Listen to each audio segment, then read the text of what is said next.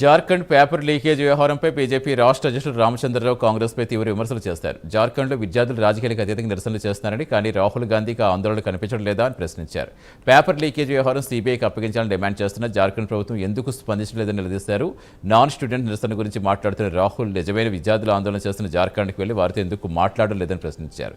Neat వ్యవహారంలో కేంద్ర సర్కారు బాధ్యత వహించిందని, ధర్మేంద్ర ప్రధాన్ రాజీనామా చేశారని గుర్తు చేశారు.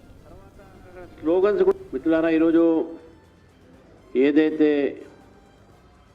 మనం ఢిల్లీలో కాక్రోచ్ పార్టీ విద్యార్థులకు సంబంధించినటువంటి ఏదైతే చూసినాం, మనం అక్కడ ప్రదర్శన కానీ ఆందోళన కానీ ఏ రకంగా అక్కడ విద్యార్థులు కాకుండా 90% మంది బయట వాళ్ళు, విద్యార్థులు గారు వాళ్ళు.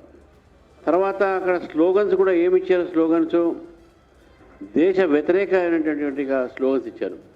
They have given slogans against the country. కాశ్మీర్కు ఆజాదీ కావాలన్నారు. అదేవిధంగా అక్కడ ఉన్నటువంటి ఒక ఎల్జీబీటీలు వచ్చారు. అక్కడ ఎల్జీబీటీలకు యూత్తో ఏం సంబంధం, మరి చాలామంది యాంటీ సోషల్ ఎలిమెంట్స్ ఇవన్నీ సుప్రీంకోర్టులో కూడా ఉన్నది, ఫోటోగ్రాఫ్స్ ఇవన్నీ నడుస్తూ ఉన్నాయి. కానీ ఈరోజు జార్ఖండ్లో జరుగుతున్నటువంటి ఒక సమ్మె అవుతుందో విద్యార్థులది, 100% స్టూడెంట్స్ అండి, 100%. ఒక్కరు కూడా బయట వాళ్ళు లేరు. ఏ రాజకీయ పార్టీ ప్రళయం లేదు అక్కడ.